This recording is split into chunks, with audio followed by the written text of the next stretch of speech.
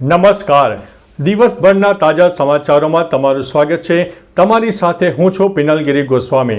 સમાચારો વિસ્તારથી જાણીએ એ પહેલા મહત્વના સમાચારો ઉપર એક નજર. મિત્રો, આજની વિડીયોમાં વાત થશે યુએસમાં સ્વામિનારાયણ મંદિરમાં તોડફોડ, શાહરૂખ સાથે સેલ્ફી લેવા ફેન્સની ભીડ ઉમટી પડી, DRDO IITએ બનાવ્યું છે લાઇટ બુલેટપ્રૂફ જેકેટ, પાકિસ્તાન જવા કાશ્મીરથી કચ્છ પહોંચ્યો યુવક, હવે અજમેરની દરગાહ પર હિન્દુઓનો દાવો, માણાવદર માર્કેટ યાર્ડના ચેરમેન પદે છોડ્યું, સંજય રાઉતને ફરીથી જેલની સજા, PI મોરી સામે હાઈકોર્ટનો મોટો હુકમ, 1 ઓક્ટોબરથી લાગુ થશે PPFના નવા નિયમો, KBCમાં પહોંચી પોરબંદરની જયા, દિવાળી પર રેલવેની 6 સ્પેશિયલ ટ્રેનનું આયોજન, જર્મનીમાં ભારતીય વિદ્યાર્થીઓમાં સતત વધારો થયો છે, મહારાષ્ટ્રના હાલ બેહાલ, PM મોદીનો પ્રવાસ રદ કરવામાં આવ્યો હતો, UK તરફથી હિન્દી ફિલ્મ ઓસ્કરમાં મોકલવામાં આવી છે, અમદાવાદના લોકોને મળશે નવી સુવિધાઓ, ગુજરાતમાં હવે કોઈપણ ડેવલપર સ્થાપી શકશે રિન્યુએબલ એનર્જી પાર્ક, અને 7 સિંહોનું ટોળું ફરવા હાલ્યું હતું. હવે મિત્રો, સમાચારો વિસ્તારથી.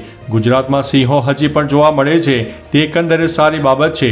ગીર સોમનાથ, અમરેલી જેવા વિસ્તારમાં લોકોને રસ્તા પર લટાર મારતા સિંહો જોવા મળે છે. ત્યારે અમરેલીના ધારી ગીર પંથકમાં સિંહોનું સામ્રાજ્ય જોવા મળ્યું છે.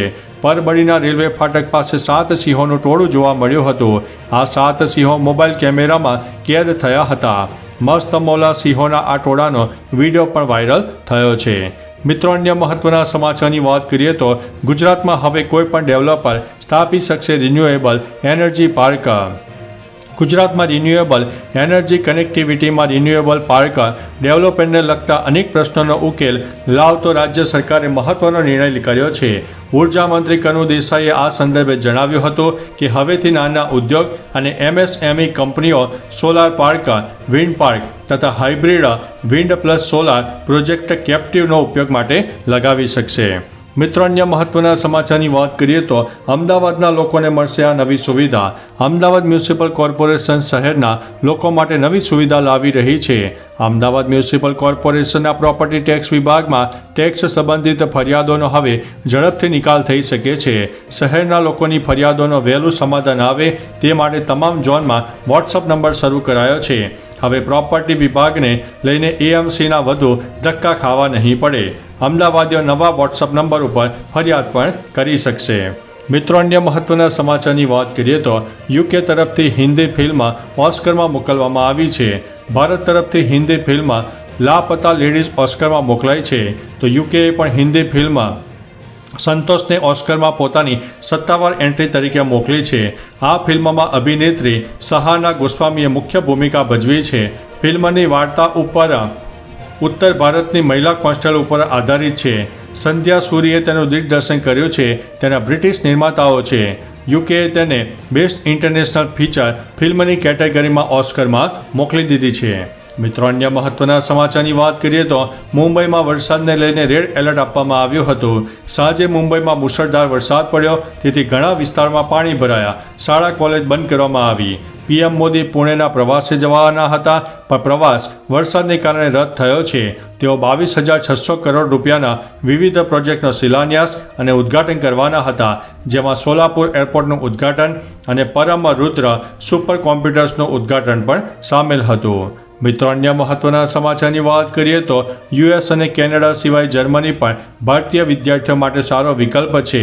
સતત બીજા વર્ષે જર્મનીમાં વિદેશી વિદ્યાર્થીઓના સૌથી મોટા જૂથમાં ભારતીયો સામેલ થયા છે. એ એક જર્મન એકેડેમિક એક્સચેન્જ સર્વિસ છે. એક કંપની છે. તેના જણાવ્યા અનુસાર ગત વર્ષની સરખામણીએ ભારતીય વિદ્યાર્થીઓની સંખ્યા 15.1% વધી છે.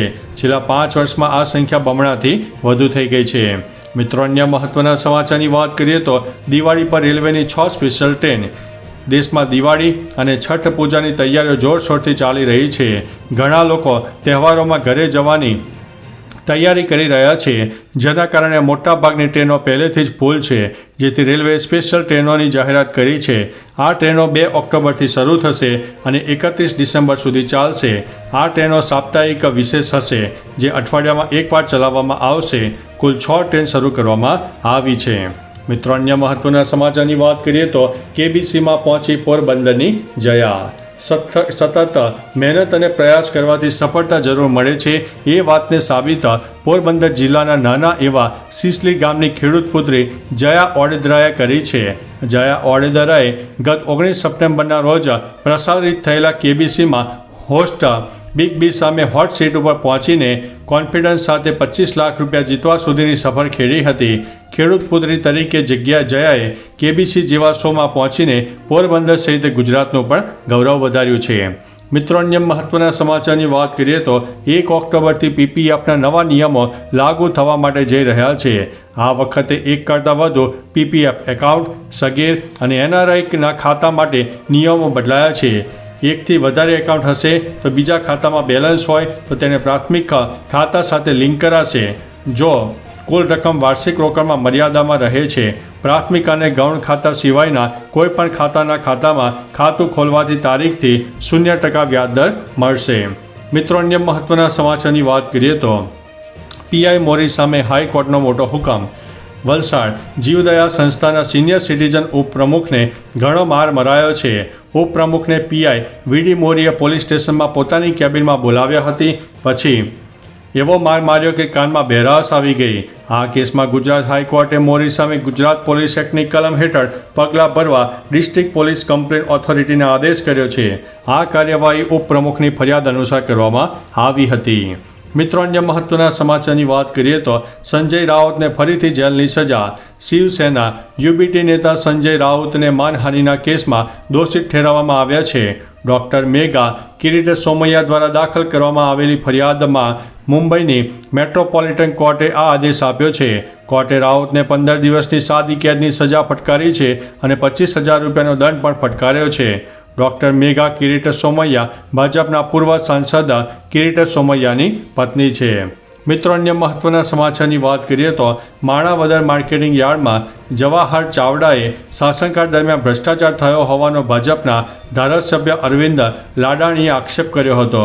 સહકાર મંત્રીને આ મામલે તપાસ માગ્યાના ગણતરીના દિવસોમાં યાર્ડના હાલના ચેરમેન જગદીશ મારુએ પત્ર લખીને રાજીનામું આપી દેતા સ્થાનિક રાજકારણમાં ગરમાવો આવ્યો છે. તેથી અહીં 2.5 વર્ષ કરતાં પણ વધારે સમયથી માણાવદર યાર્ડમાં ચેરમેન તરીકે બિનહરીફ ચૂંટાયેલ હતા.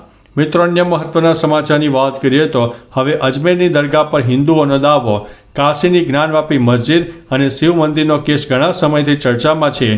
ત્યારે હવે રાજસ્થાનની અજમેર દરગાહ શરીફને પણ આવો દાવો કરવામાં આવ્યો છે.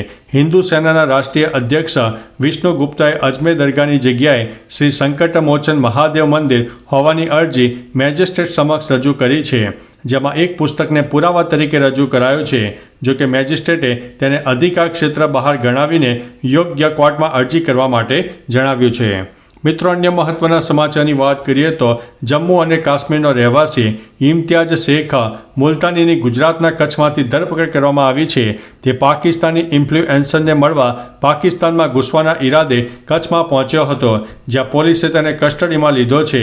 શેખને હતું કે કચ્છ સરહદેથી કાયદેસર રીતે પાકિસ્તાનમાં પ્રવેશ કરી લેશે, જે માટેની પરમિશન લેવા સ્થાનિકોની મદદ માગી, જેમણે પોલીસને જાણ કરી દીધી હતી. મિત્રો, અન્ય મહત્વના સમાચારની વાત કરીએ તો DRDOએ IIT દિલ્હીના સહયોગથી હળવા વજનવાળા બુલેટ પ્રૂફ જેકેટ અભેદ્ય વિકસાવ્યા છે. આ જેકેટ સૈનિકોને હાઈ પ્રોટેક્શન આપશે. એટલું જ નહીં, આ ખાસ બુલેટ પ્રૂફ જેકેટ સૈનિકોને 360 ડિગ્રી સુરક્ષા પ્રદાન કરશે. આ જેકેટના ઉત્પાદન માટે ટેકનોલોજી ટ્રાન્સફર અને સહાય માટે કેટલીક ભારતીય કંપનીઓની પસંદગી કરાઈ હતી, જેમાં ABHED નામના આ હળવા વજનના બુલેટપ્રૂફ જેકેટ વિકસાવવામાં આવ્યા છે. મિત્રો, અન્ય મહત્વના સમાચારની વાત કરીએ તો શાહરૂખ સાથે સેલ્ફી લેવા ફેન્સની ભીડ ઉમટી પડી હતી. વહેલી સવારે મુંબઈ એરપોર્ટ પર શાહરૂખ ખાન જોવા મળ્યો હતો. તો શાહરૂખ સાથે સેલ્ફી લેવા ફેન્સે શાહરૂખ બૂમો પાડી હતી. ઘણા લોકોની ભીડ પણ જોવા મળી હતી. આનો વિડીયો વાયરલ થઈ રહ્યો છે. મળતી માહિતી અનુસાર શાહરૂખ ખાન આઈફા એવોર્ડ 2024 હોસ્ટ કરવા માટે અબુધાબી જવા રવાના થયા છે. ત્યારે ફેન્સે શાહરૂખને ઘેરી લેતા તેના બોડીગાર્ડે શાહરૂખને સુરક્ષા પૂરી પાડી હતી.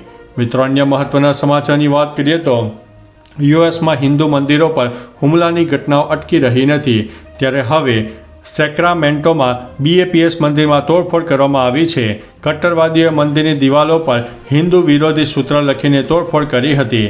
કટ્ટરવાદીઓએ મંદિરની દિવાલો પર હિન્દુઓ પાછા જાઓના નારા પણ લગાવ્યા હતા. ઉપરાંત અને લખી પણ દીધા હતા. આ ઘટનાથી ત્યાં રહેતા હિન્દુઓમાં ભય ફેલાયો છે. યુએસમાં એક જ મહિનામાં સ્વામિનારાયણ મંદિરમાં તોડફોડની આ બીજી ઘટના સામે આવી છે. તો ચાલો મિત્રો, ફરીથી દેશ અને દુનિયાના સુપરફાસ્ટ સમાચાર લઈને મળતા રહીશો. ત્યાં સુધી અમને રજા આપશો. નમસ્તે.